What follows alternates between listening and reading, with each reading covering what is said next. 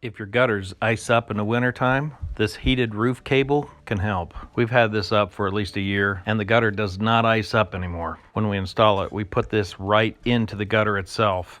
The heated cable clips onto the shingles. Just press them under the shingles and they grab in there pretty well. And when you're cleaning out the gutters, you can kind of check on these to make sure everything's nice and tight.